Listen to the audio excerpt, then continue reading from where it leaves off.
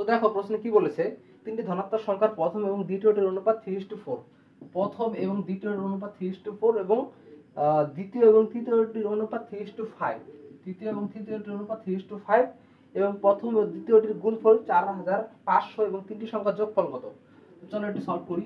4 এদিকে 3, শর্ট ট্রিক্সের মধ্যে অ্যান্সার বের করছি, শর্ট ট্রিক্সের দ্বারা অ্যান্সার বের করছি। 3 3 9, তারপর 3 4 12 এবং 4 5 20। তারপরে কি বলেছে, প্রথম এবং তৃতীয়টির গুণফল 4500। আর প্রথমকে আমরা কি ধরবো 9x, এটা কিন্তু রেশিও বেরোলো, নাম্বার বেরোলো, সেজন্য আমরা x তৈরি করব।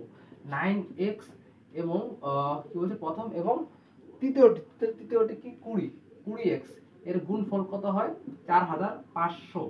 সুতরাং 9 2 18 180 এবং x দুটি আছে এবং x স্কয়ার তাই, তো 4500 তখন x স্কয়ার সমান সমান 4500 বাই 180, তো কাটাকাটি করলে কত হবে, এটা হবে 25।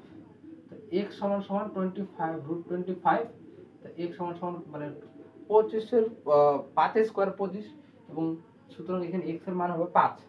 সে তারপরে কি বলেছে, তারপরে বলেছে তিনটি সংখ্যার যোগফল কত? তিনটি সংখ্যা কি, তিনটি সংখ্যা হবে 9x প্লাস 12x প্লাস হলো 2x।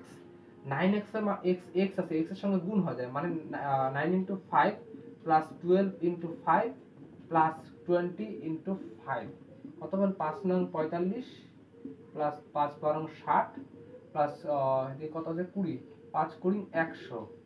সুতরাং কি হবে 100 আর 60, 160 160 160 আর 45 কত হবে 205। তিনটি সংখ্যার যোগফল কত 205।